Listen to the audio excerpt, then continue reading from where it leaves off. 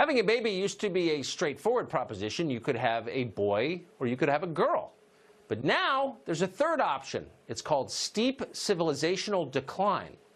A handful of parents across America are deliberately keeping their children's sex hidden and instead raising so-called Theybies. The idea is that only the children themselves should be able to decide whether they are boys or girls, without any of that pesky biological reality getting in the way.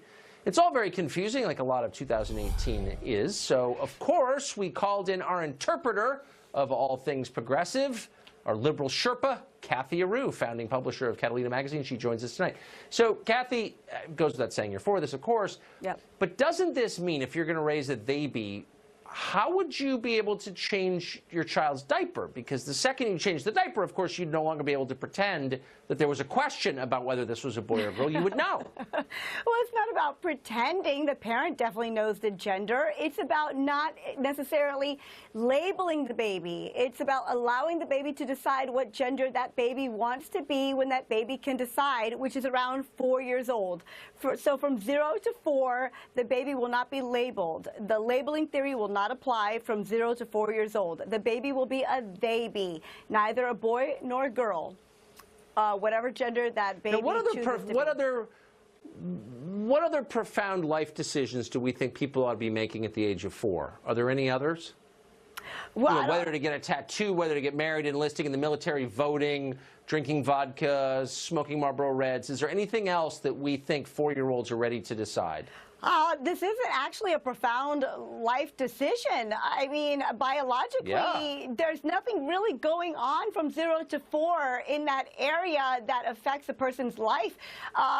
Biologically, the experts say that boys and girls, all genders are alike. The boy's brain, the male brain, might be a little larger.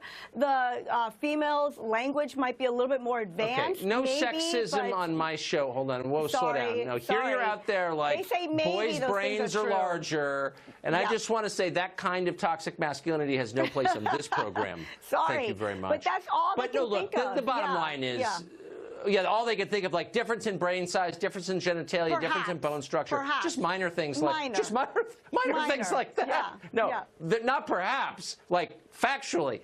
So those are not minor things; those are definitive things. Minor. So, like, why would you not tell your kids about that? At some point they're going to drop trow and look down and say, "Wait, we look different." And you're going to be like, "No, you don't. You're exactly the same." And that's lying, isn't it? That's when the child, they say, is around 4 years old. So around 0 to 4, we're not going to say to a little female, a girl, that you're a little princess, or boy, you're such a tiger. The labels are gone. You're not going to put that outside influence on a child. You're just going to be neutral. Everything's going to be neutral. The outside influence of biological reality. So would you do this with anything else? But could we decide that we're not going to acknowledge temperature or weather or traffic? And you could just say, you know what, I don't think it's raining outside. Or you can decide whether it's raining outside. I mean, the weatherman says it is, that there's snow on the ground. Or the weather, you know what I mean? The weatherman says that it's 15 degrees out. But I'm going to, you know what I mean? Just kind of make up my own reality. The parents who are really leading this movement. We acknowledge biology and nature as real, right?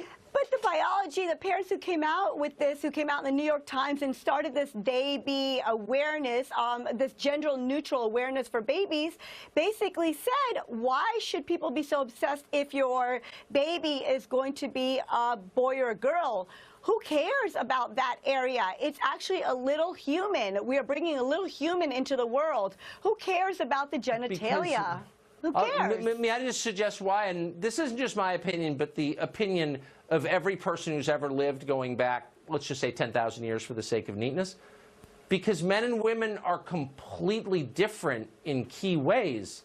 Babies? Can we not say that anymore? Babies are different. Babies aren't different. They're little human beings, and there's really not much of a difference between different genders.